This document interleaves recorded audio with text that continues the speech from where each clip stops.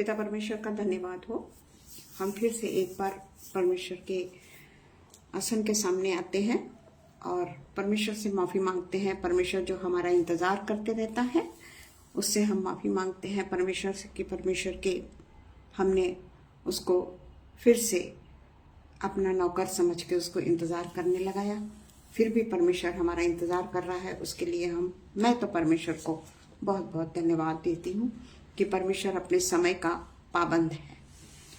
पिता परमेश्वर के आइए हम प्रार्थना करें। धन्यवाद हो पिता, धन्यवाद हो पिता, धन्यवाद हो पिता परमेश्वर। हम आपको दिल के गहराई से धन्यवाद देते हैं पिता परमेश्वर। सबसे पहले तो इस बात के लिए धन्यवाद देते हैं पिता परमेश्वर कि आप हमेशा हमारे लिए इंतज़ार करते रहते हैं। द्वार पर पिता परमेश्वर खटखटाते रहते हैं पिता परमेश्वर, पर हम मनुष्य कभी भी नहीं सुधरते पिता परमेश्वर। हमेशा पिता परमेश्वर हम आपको इंतज़ार और इंतज़ार ही करवाते रहते हैं पिता परमेश्वर। फिर भी पिता परमेश्वर आप दिल के गहराई से हमको माफ़ करते हैं, दिल के गहराई से हमको क्षमा करते हैं। इसलिए पिता परमेश्वर हम आपको धन्यवाद क्या दें पिता, आपसे माफ़ी मांगते हैं पिता परमेश्वर आज के दिन के लिए पिता परमेश्वर जो आपने हमको दिखाया। ये संध्या काल के समय में पिता परमेश्वर आपने हमको ये अवसर दिया कि हम ये समझ पाएं कि हम कहाँ गलती पर हैं पिता परमेश्वर, क्योंकि हर एक दिन हर एक क्षण आप हमको यही बताते रहते हैं पिता परमेश्वर कि हमने अपने आप को कहाँ सुधारना है।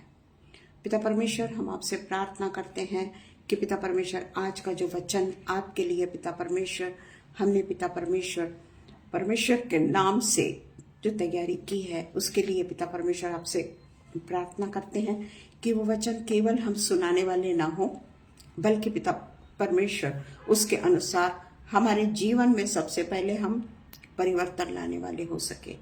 बोलना ही काफ़ी नहीं है पिता परमेश्वर, आप तो ये चाहते हैं कि बोलने से ज़्यादा पिता परमेश्वर हम उस वचन के अनुसार अपने जीवन में प्रवेश करके आपके अनुसार हम चलने वाले और आपके अनुग्रह का लाभ उठाने वाले, आपकी पवित्रता में रहने वाले। और पिता परमेश्वर अंतिम समय कब है ये हम नहीं जानते, हमारा भी अंतिम समय कब है ये हम नहीं जानते।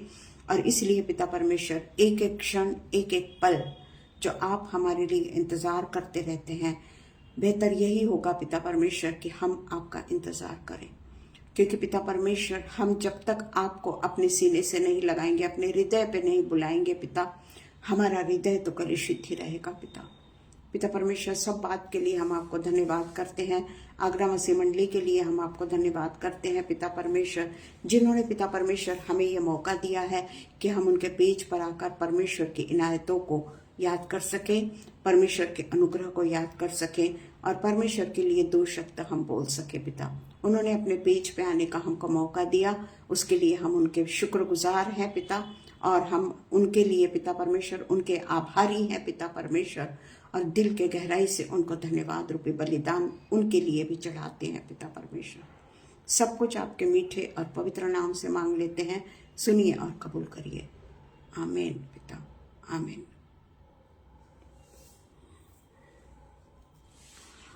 Praise the Lord everyone. आज जरा लेट हो गए, एडिटर रिक्वेस्ट ही नहीं मिल पाई थी इसलिए लेट हो गए हैं, पर कोई बात नहीं। जो भी समय हमको मिला है वो हम परमेश्वर के चरणों में अपने आप को पूरे तरीके से नम्र और दीन होकर सौंपने के लिए तैयार है। सबसे पहले हम पढ़ेंगे प्रोवर्ब्स 4 का 23, नीति वचन 4 का 23। Praise the Lord Urmila ji, praise the Lord Rohini. सबसे अधिक अपने हृदय की रक्षा कर, क्योंकि जीवन का मूल स्रोत वही है। सबसे अधिक अपने, हिंदी बाइबल में मन लिखा है पर इंग्लिश में हार्ट लिखा है।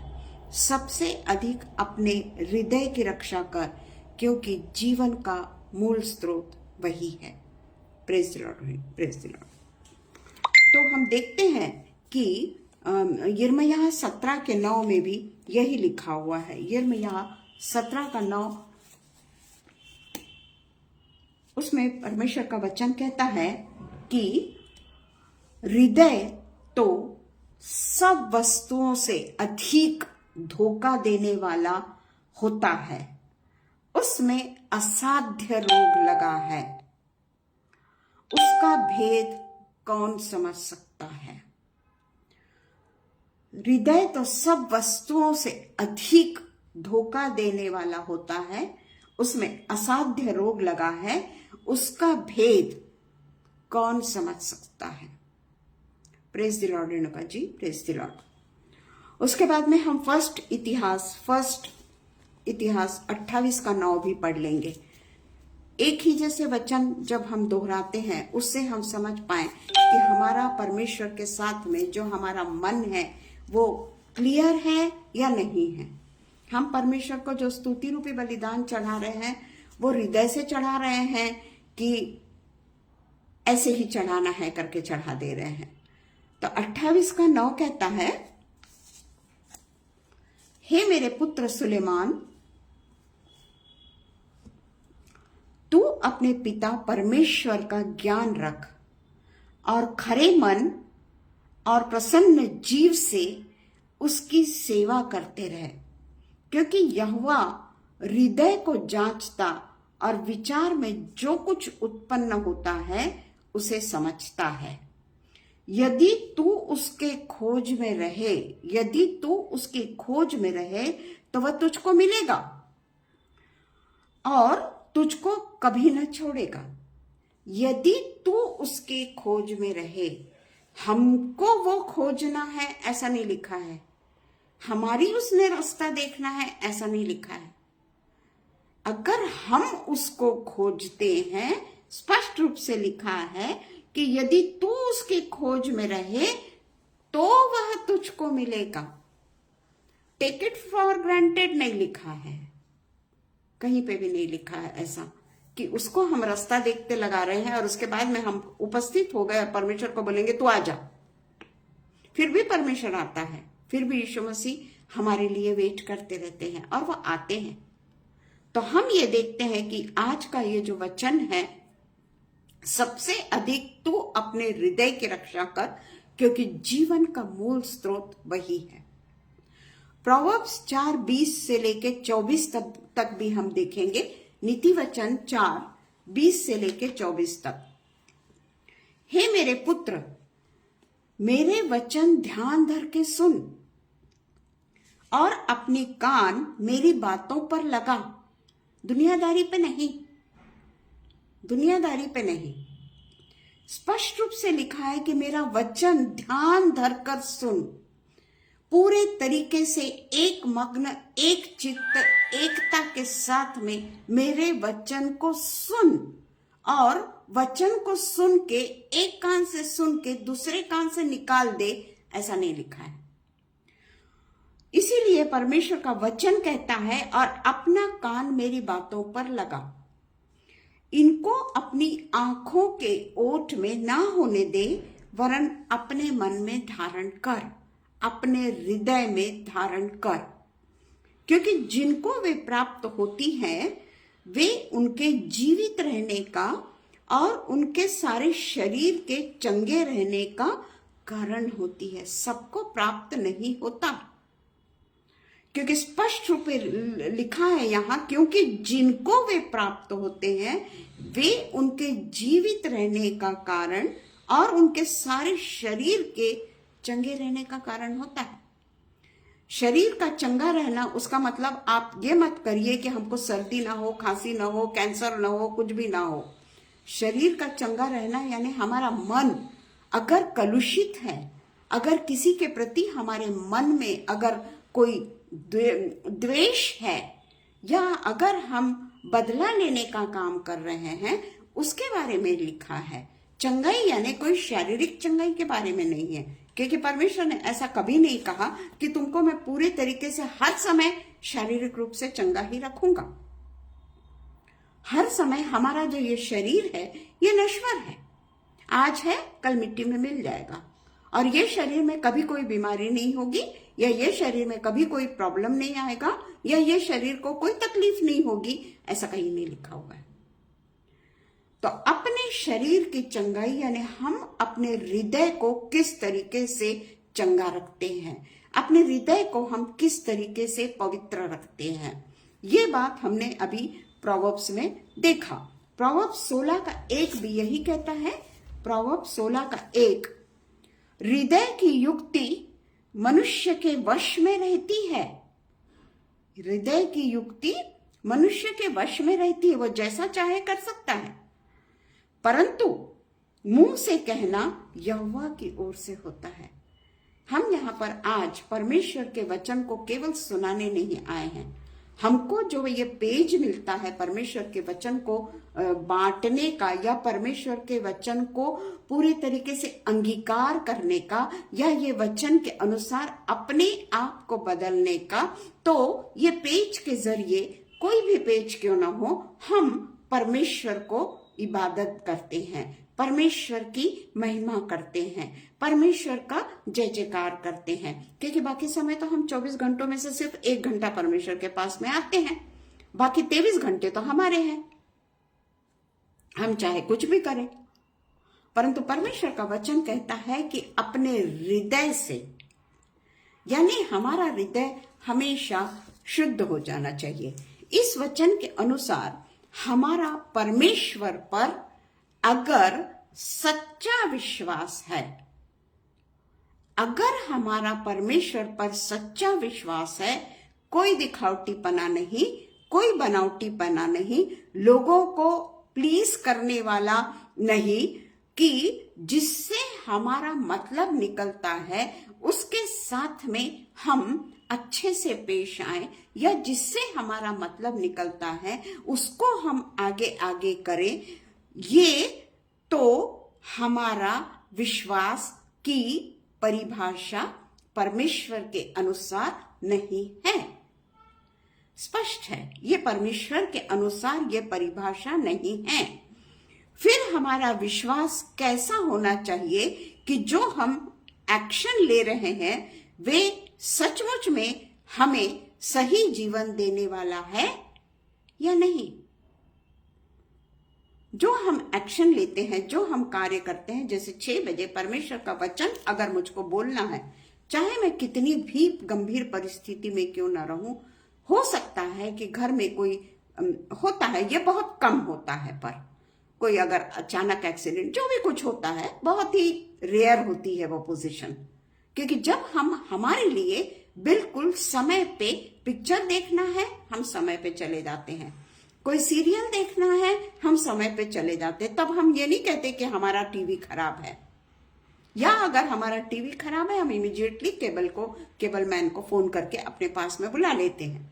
तो ये यही कहता है कि तुम जो एक्शन ले रहे हो, जो कहते हो कि मेरा परमेश्वर पे संपूर्ण विश्वास है, अगर मैं केवल बोलने वाली हो जाऊं, हर पेज पर मैं समझूं कि मैं बोल रही हूं तो मैं बहुत धार्मिक हूं, ये परमेश्वर जानता है। मेरे हृदय को परमेश्वर जानता है, बाकी कोई जाने न जाने।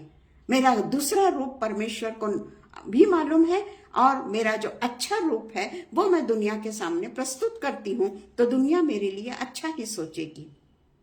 पर एक्चुअली जो कुछ भी मैं हूं वो परमेश्वर जानता है कि मैं अपने हृदय से किस तरीके से परमेश्वर को भेंट चढ़ा रही हूं। तो परमेश्वर के वचनों के अनुसार क्या हम सही दिशा में जा रहे हैं? हमेशा हम परमेश्वर का वचन बोलते हैं, है ना, और जो बोलता है वो ज्यादा पापी है, क्योंकि वो बोल रहा है, उसको समझ रहा है कि परमेश्वर का वचन क्या कह रहा है। परमेश्वर के वचन का अंगीकार करना, या परमेश्वर को केवल बोलकर सोचना कि परमेश्वर मुझसे खुश हो गया, ये बात नहीं है, ये बात नहीं है। परमेश्वर केवल और केवल हमारे मन को जांचता है, हमारे हृदय को जांचता है कि हमारे हृदय में क्या है। और इसलिए यहां कह रहा है कि जब हमारा हृदय सही और पूरा प्योर हो, जब हम सोना खरीदने जाते हैं, जब हम कोई भी चीज, सोना चलिए बर्तन खरीदने जाते हैं, जो भी कुछ हम खरीदने जाते हैं, उसकी 10 बार हम इंक्वायरी करते हैं। आजकल अपने पास में मोबाइल है, उसमें जाकर हम उसके रिव्यू देखते हैं।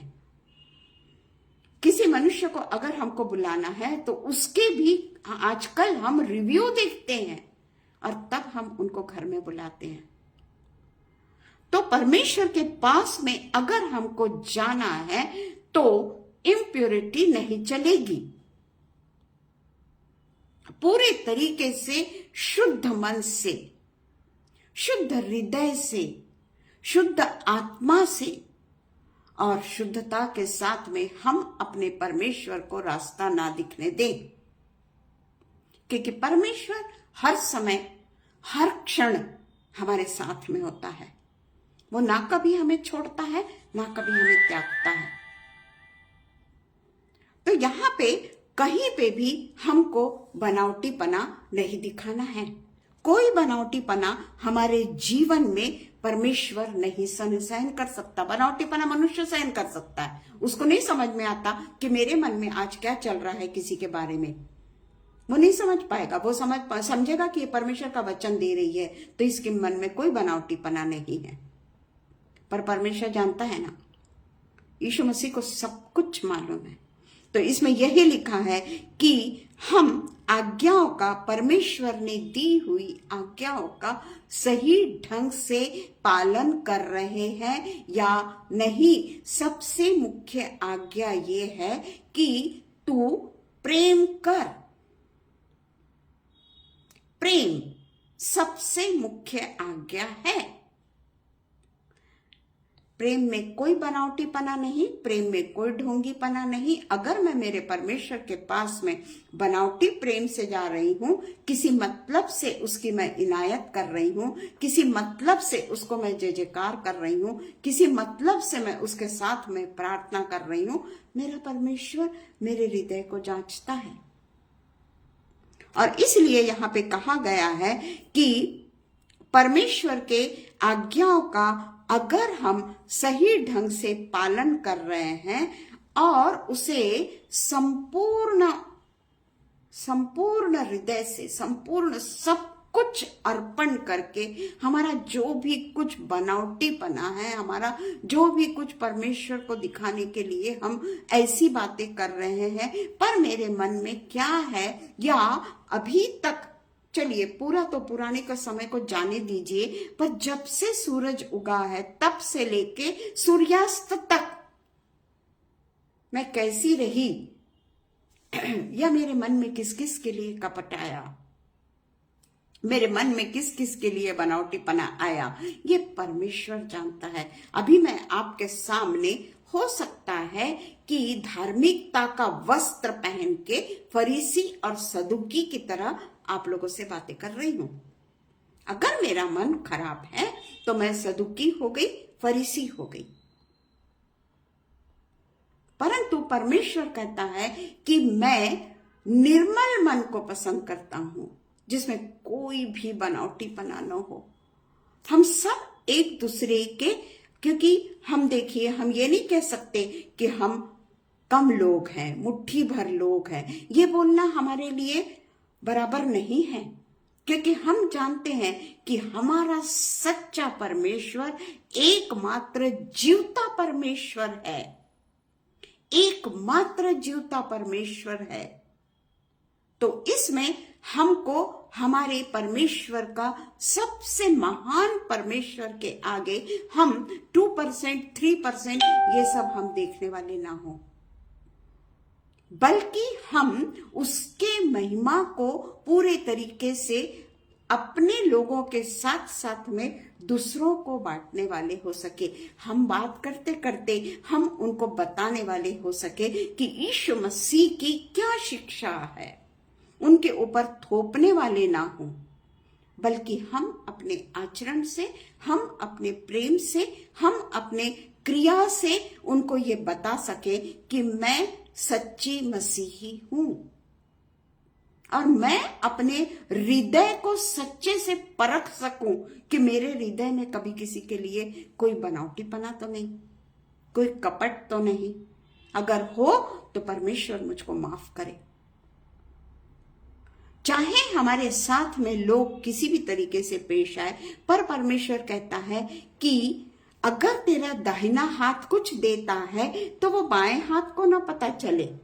इसलिए हम हर एक के साथ में वैसा ही व्यवहार करें जैसा व्यवहार हम परमेश्वर से अपने लिए चाहते हैं कि परमेश्वर मेरे साथ में ऐसा कर, परमेश्वर मेरे साथ में वैसा कर, परमेश्वर मुझे ये दे दे दे और दे। हमेशा हम डिमांड करते रहते हैं और परमेश्वर देते रहता है। ऐसा नहीं कि वो किसी बात से हमको कमी में रखता है, कभी वो हमको कमी में नहीं रखता प्रियो, कभी नहीं। परमेश्वर केवल और केवल यही चाहता है कि हम परमेश्वर की जो आज्ञाएं हैं उसको सही ढंग से पालन करें। हम चोर न कहलाएं। चोर चोरी करने आता है, घात करने आता है और विनाश करने आता है। हमारा जीवन उसकी तरह ना हो, क्योंकि हम तो दूसरों के सामने जरूर मुखौटा पहन के जा सकते हैं पर परमेश्वर के सामने नहीं जा सकते प्रियो। और इसलिए जो सिर्फ अकेले अपने आप को बहुत बड़ा विश्वासी समझता है या अपने आप को धार्मिक समझता है, बहुत अच्छी बात है ना। अगर धार्मिक है, विश्वासी है तो इससे बड़ी बात क्या हो सकती है। परंतु परिभाषा उसकी क्या है? सच्चे धार्मिकता के, सच्चे प्रेम की, सच्चे विश्वास की परिभाषा क्या है? ढोंगीपना ये परिभाषा नहीं है। अगर ऐसा है तो हम देखते हैं कि कई ऐसे बॉर्न अगेन लोग हैं या कई ऐसे लोग हैं, जैसे मैं अपने आप को बहुत धार्मिक समझती हूँ क्योंकि मैं संडे के दिन चर्च जाती हूँ ना, बाइबल पढ़ते हैं हम, फिर उसके बाद में सबसे बड़ी बात मैं भाषण देती हूँ। परमेश्वर का वचन मैं बिल्कुल बेधड़क होकर बोलती हूँ, मैं डरती नहीं, बेधड़क होकर परमेश्वर के वचन को बोलती हूँ, चाहे मैं कैसी भी रहूं। मैं ये भूल जाती हूं कि परमेश्वर को ये मालूम है कि मैं कैसी हूं। परमेश्वर बोलेगा पहले अपने आप को तो सुधार, परंतु मैं अपने आप को विश्वासी और बॉर्न अगेन कहने में बेझिझक मैं बोल देती हूं। और इसीलिए हम देखते हैं कि ऐसे लोगों का क्या उद्धार होगा, यानी मेरे जैसे, हाँ मैं सब कुछ मेरे लिए कह रही हूं, क्या मेरा उद्धार होगा। हम पढ़ेंगे नीति वचन 4:24 से 27, फिर से एक बार पढ़ेंगे हम 4:24 से 27। हमने 23 तक पढ़ लिया, हम अब 24 से 27 पढ़ेंगे नीति वचन प्रोवर्ब्स 4। टेढ़ी बात अपने मुंह से मत बोल, टेढ़ी बात अपने मुंह से मत बोल, और चालबाजी की बातें कहना तुझसे दूर रहे।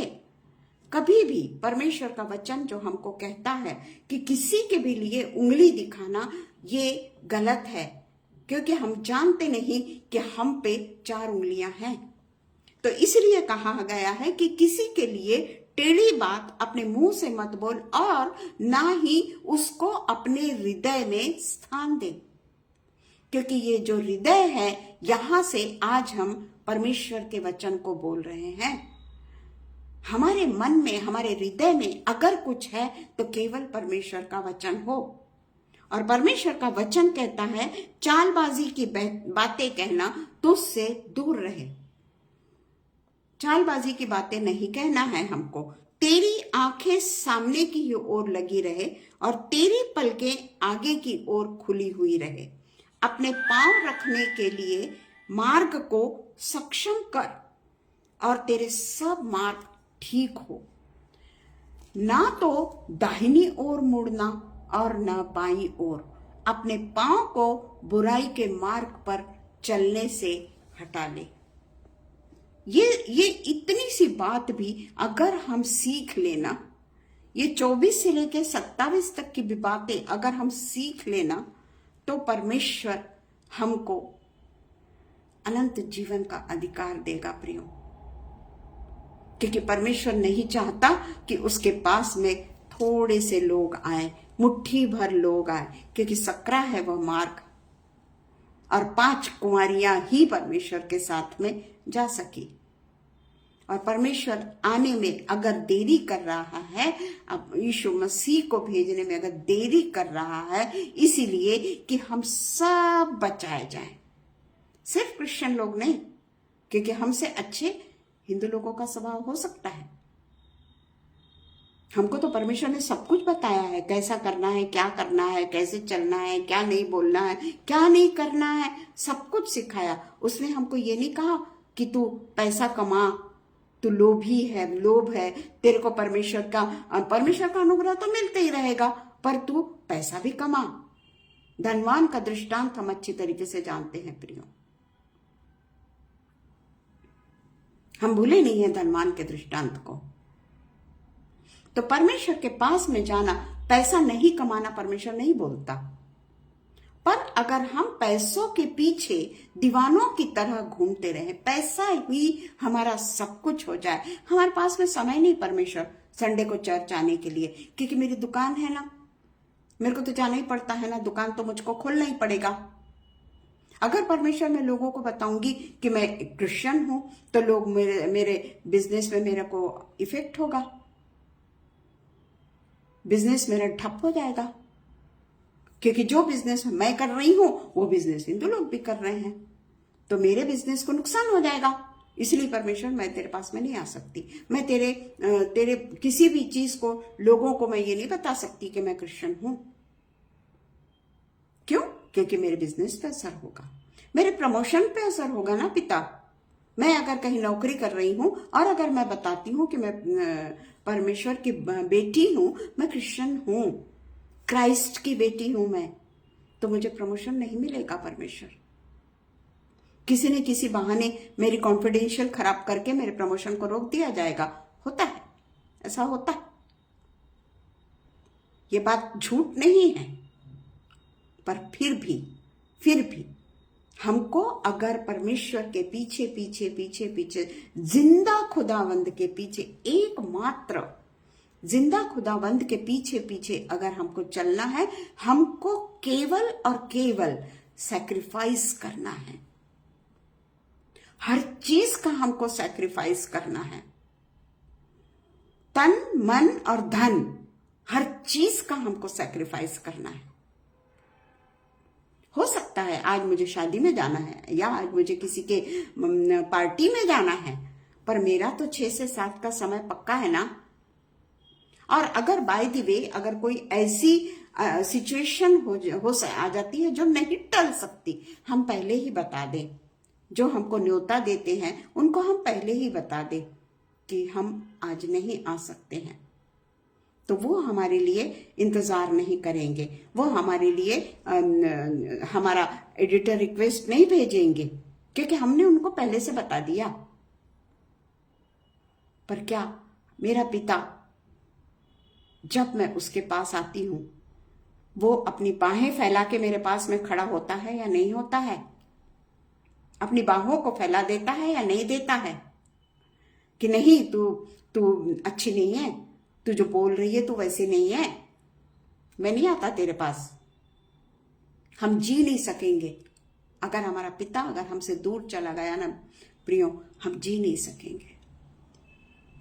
वो हमसे बातें करता है, वो हमको बताता है हम कहाँ गलती पे हैं, जरूर बताता है वो हमको।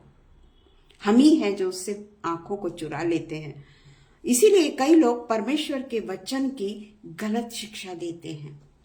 हम अच्छी तरीके से जानते हैं कि गलत शिक्षा देते हैं और गलत प्रचारक को हम बहुत ज्यादा इफेक्टिव, उसका जो भाषण होता है बड़ा प्रसन्न करने वाला भाषण होता है, शारीरिक दशा को बढ़ाने वाला भाषण होता है, पैसों को किस तरीके से हमने कमाना, ऐसा जो भाषण होता है, वो गलत शिक्षा पर लोग परमेश्वर के वचन को ना मानते हुए उनके पीछे में चलने लगते हैं।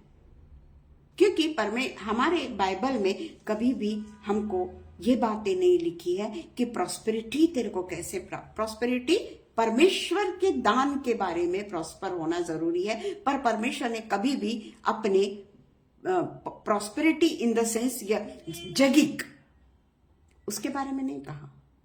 दिए हैं तुमको हाथ, दिया है तुमको सब कुछ, खरे चाल चल के हमको पैसा कमाना है, खरी चाल चल के, चाहे वो ठंड के समय हो, चाहे वो कुछ भी हो। हम देखते हैं रेणुका जी को भी जो जाना पड़ता है, पंजाब बहुत ठंडा है ना, और वो परमेश्वर के अनुग्रह से वहां जाती है, और उसके लिए पैसा कमाना उसका उद्देश्य नहीं, वहीं पे वो परमेश्वर के वचन को बांट रही है। इसी तरीके से जितने भी यहाँ उपस्थित है, हर कोई परमेश्वर के वचन को बांटता है, बेझिझक होकर बांटता है, और परमेश्वर उनको उनके अनुसार आशीष भी देता है।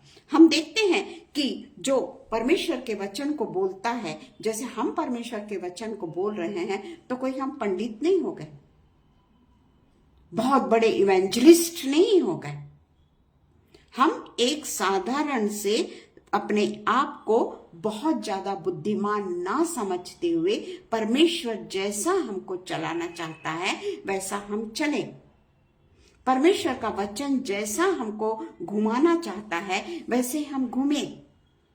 और यहाँ पे लिखा है कि एक मसीह, अगर कई लोग ऐसे होते हैं जिनका नाम मसीहत से मिला हुआ होता है, परंतु उनके लिए हम ये ना सोचें कि वो अपने लिए गर्व करें, क्योंकि ऐसे ही लोगों के नाम कई बार हम चोर लोगों के भी नाम या लुटेरों के भी नाम सुन लेते हैं। अभी हम जल्दी से देख लेंगे, हमको पाखंडी नहीं होना है। मत्ती 15:8-9, मैथ्यू 15:8-9, जल्दी से करेंगे, टाइम हो रहा है, आज लेट अपन बैठे हैं इसलिए जरा टाइम हो रहा है।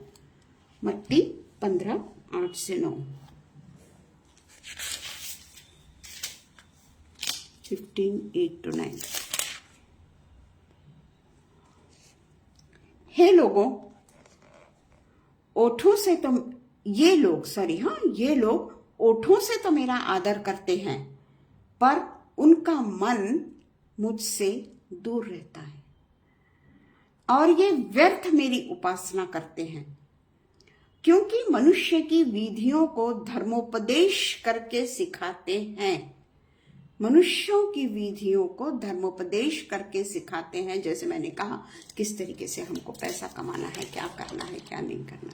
अभी हम कुछ स्त्रियों के उदाहरण देख लेंगे। एक्चुअली देखा जाए तो हमको बहुत सारे ऐसे उदाहरण देखना था, पर कुछ चुनी गिनी हम स्त्रियों के उदाहरण को देख लेंगे, क्योंकि परमेश्वर के राज्य में स्त्रियों का भी बहुत महत्वपूर्ण हिस्सा रहा है। पुराने नियम में भी ले लो और नए नियम में भी ले लो। तो हम सबसे पहले देखेंगे कि स्त्रियां जो परमेश्वर की गवाही औरों को देती रही, ऐसी स्त्रियों में हम सबसे पहले यहोशू 2:1-13 में जो राहाब का कैरेक्टर है, जो वैश्या थी, और हम जानते हैं कि उसके पास में बहुत सारे लोग आते होंगे, परंतु जब यहोशू ने अपने 2 लोगों को वहां उन लोगों को भेजा जो जासूस बन के भेजा कि वो राज्य कैसा है, क्या है देखने के लिए, वो लोग उसके घर में रुके, वैश्या के घर में रुके। और किस तरीके से राजा को जब पता चलता है और वो भेज लेने के लिए कोई आए हैं, तो वो पुरुषों को उनके पास में भेजता है। परंतु जो वैश्या रहती है राहाब, वो किस तरीके से उनको छिपा लेती है और किस तरीके से उनसे कहती है कि मेरे घर में तो कई लोग आते हैं, और इस तरीके से वो उनको छिपाकर, और फिर जब वो फाटक के पास में वो लोग जो ढूंढने के लिए जाते हैं तो इनको चुपके से भेज देती है और वे फाटक को क्रॉस कर लेते हैं। हम अच्छी तरीके से जानते हैं वो बातों को। तो किस तरीके से एक वैश्या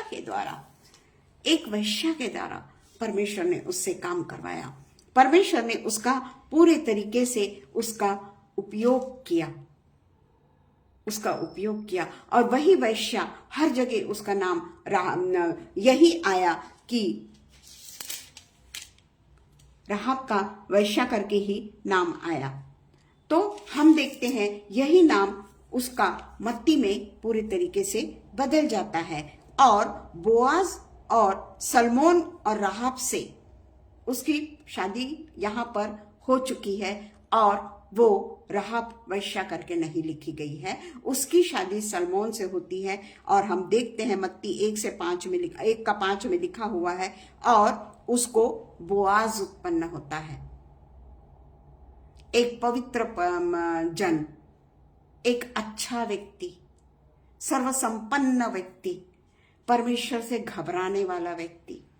और हम जानते हैं कि रूत जब उसके पास में काम करने को जाती है तो किस तरीके से रूत को वो बेटी करके बोलता है।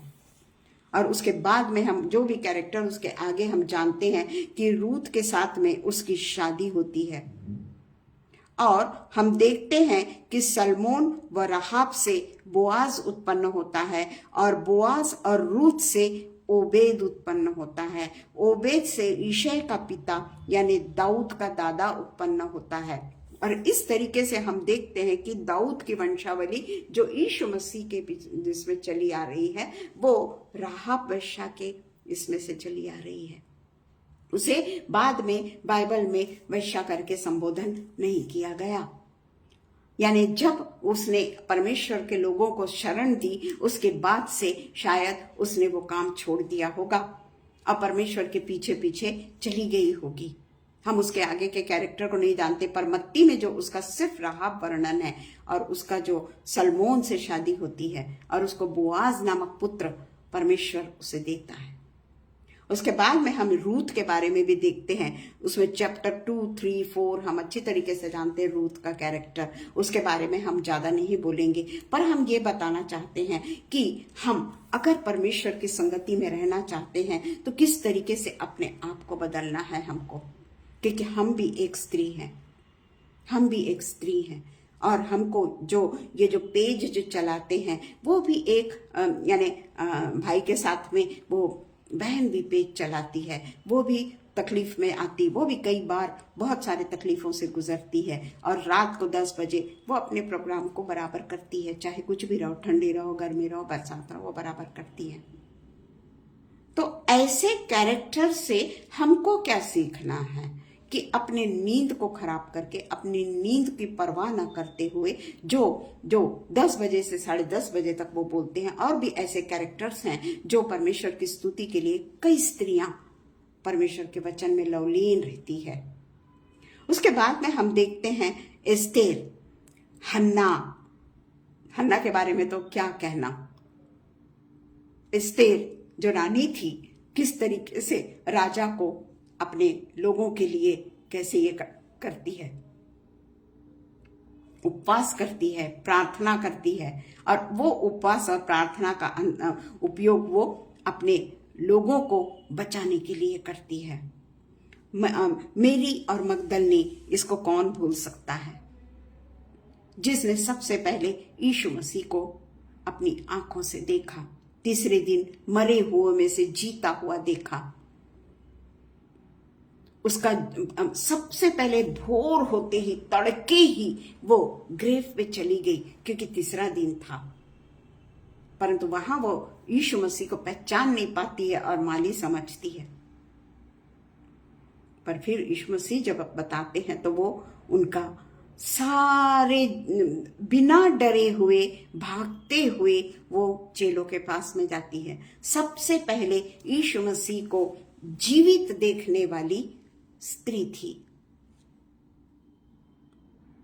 सबसे पहले यीशु मसीह को इस जगत में लाने वाली स्त्री थी।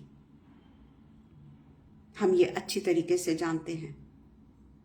प्रेज द लॉर्ड नागेश जी, हम अच्छी तरीके से जानते हैं। और इसलिए आज जो हमारा जो कार्य है वो सब लोग मिलकर जो हम कार्य कर रहे हैं वो परमेश्वर को और भी बढ़ाने के लिए, परमेश्वर के नाम को ऊंचा उठाने के लिए। और परमेश्वर का राज्य जब आएगा उसमें हम वो 5 कुंवारियों की नहीं, हम सब यानी कुंवारियां यानी सिर्फ एक स्त्री करके ही नहीं, पर जितने भी परमेश्वर से डरते हैं, परमेश्वर को मानते हैं, परमेश्वर की आज्ञा और अपने अहम को बाजू में रखते हैं, अपने घमंड को बाजू में रखते हैं। हम नहीं जानते कि आज मैं बोल रही हूं, थोड़ी देर बाद में क्या हो जाएगा, यही कहीं यही सब रह जाएगा। और उस तरीके से हम मरियम और मगदलनी के कैरेक्टर को देखते हैं। और हम आखिरी में नीति वचन 24, 1-4 देख लेंगे, क्योंकि मैंने काट दिया है सब कुछ, इतना हम बोल नहीं पाएंगे। नीति वचन 24, 1-4।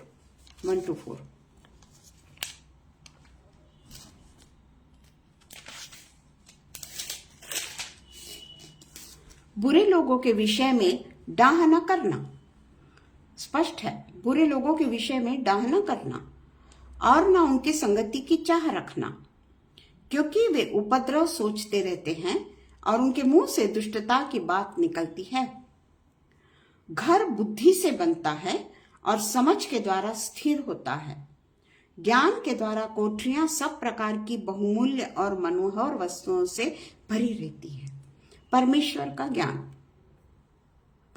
का ज्ञान जो सुलेमान के पास में था। सुलेमान राजा से गलती हुई, हम अच्छी तरीके से जानता है सुलेमान राजा से गलती हुई। सुलेमान राजा ने अन्य स्त्रियों से विवाह करके उनके देवी देवताओं की पूजा करना शुरू कर दिया, पर उसके बाद में उसने नीति वचन भी लिखा, उसके बाद में उसने समुपदेशक भी लिखा।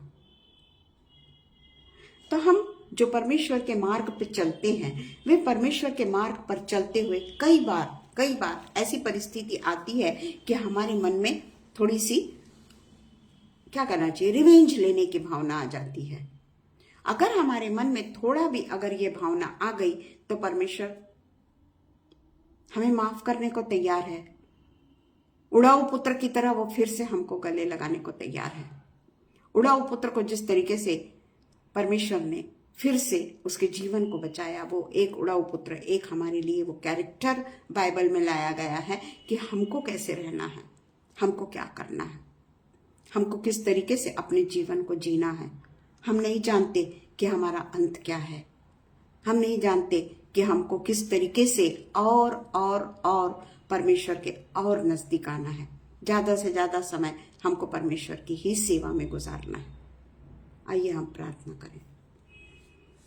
Hallelujah, hallelujah, hallelujah.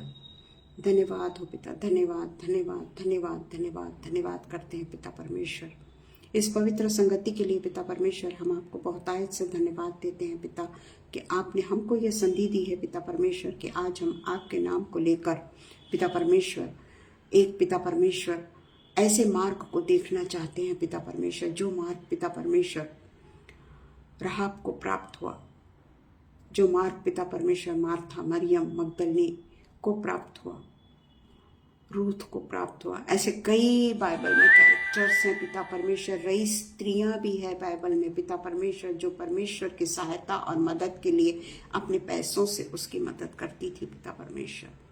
पिता परमेश्वर, हम आपसे प्रार्थना करते हैं पिता परमेश्वर कि चाहे हम कोई भी हो, हम पिता परमेश्वर स्त्री पुरुष कोई भी हो पिता परमेश्वर, हम सबसे पिता परमेश्वर आप अपने पिता परमेश्वर पूरे तरीके से हमें एक ऐसा बर्तन बना कि पिता परमेश्वर वो बर्तन आपको पसंद आने वाला हो सके पिता परमेश्वर।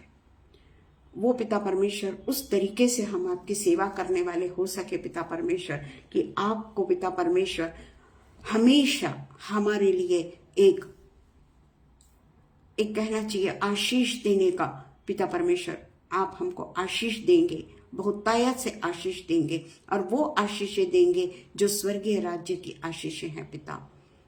हम संसार की आशीषों की बातें नहीं करते पिता, क्योंकि आपने हमें सब कुछ दिया है पिता परमेश्वर। कोई भी चीज ऐसी नहीं जो आपके द्वारा हमने नहीं पाई है पिता, सब कुछ आपने दिया है। बस हमारा पिता परमेश्वर ये तो पिता परमेश्वर एक हमेशा का लोभ है पिता परमेश्वर, जो बढ़ते ही चला जाता है।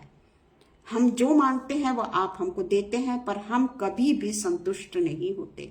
हमारा लोभ हम पे चढ़ जाता है और वही पिता परमेश्वर पाप को पिता परमेश्वर आमंत्रित करता है। इसलिए पिता परमेश्वर, हम ज्यादा से ज्यादा समय पिता परमेश्वर आपको किस तरीके से हम खुश रख सकें, आपके लिए हम कौन सा बलिदान चढ़ा सकें, आपके लिए हम किस रास्ते पे हमको जाना है, ये बात के लिए पिता परमेश्वर हम हमेशा आपसे पिता परमेश्वर असीम और स्वर्गीय बुद्धि को मांगने वाले हो सके पिता परमेश्वर। हम आपसे प्रार्थना करते हैं पिता परमेश्वर आज के दिन के लिए, आज का दिन जो पिता परमेश्वर आपने हमको दिया उसके लिए पिता परमेश्वर हम आपके हृदय से आभारी हैं पिता परमेश्वर। और प्रार्थना करते हैं पिता परमेश्वर कि ऐसे अवसर जो हमको मिलते हैं उसमें पिता परमेश्वर हम केवल और केवल आपकी स्तुति और प्रशंसा करने वाले हो सके पिता परमेश्वर। हमेशा पिता परमेश्वर आपके रास्ते पे चलने वाले हो सके पिता परमेश्वर। एकमात्र जीवते परमेश्वर को पिता परमेश्वर हम सदा निहारने वाले हो सके, उसके वचनों को सदा पिता परमेश्वर जुगाली करने वाले हो सके पिता परमेश्वर। हम केवल बोलने वाले ना हो बल्कि उसके अनुसार पिता परमेश्वर हम करने वाले हों पिता परमेश्वर। जितने भी यहाँ जमा है पिता परमेश्वर, जो ऑनलाइन पिता परमेश्वर आपके वचनों को सुन रहे हैं, उनके साथ होइए पिता और होने दीजिए पिता परमेश्वर कि ये सब जो एक दूसरे के लिए प्रार्थना करते हैं उससे पिता परमेश्वर हमारी आत्मिक शक्ति बढ़ती है और वही प्रार्थना हम भी उन लोगों के लिए करके उनके लिए पिता परमेश्वर आत्मिक भोजन को मांगने वाले हो सके पिता परमेश्वर। जो ऑनलाइन देख रहे हैं और जो ऑफलाइन देखेंगे पिता, उनको भी पिता परमेश्वर आप अपने आशीषों से मालामाल करिए और होने दीजिए पिता परमेश्वर कि ये वचन किसी न किसी तरीके से अन्य लोगों को भी पहुंचने वाला हो सके और उनके भी मन की आंख खुलने वाली हो सके। यही प्रार्थना हम आपसे करते हैं। आज के दिन के लिए पिता परमेश्वर हम आगरा मसीह मंडली को बहुतायत से धन्यवाद देते हैं कि उन्होंने पिता परमेश्वर अपने पेज पर हमको बुलाया कि हम पिता परमेश्वर आपके वचन को केवल बांटने वाले नहीं बल्कि उसका अंगीकार करने वाले हो सके।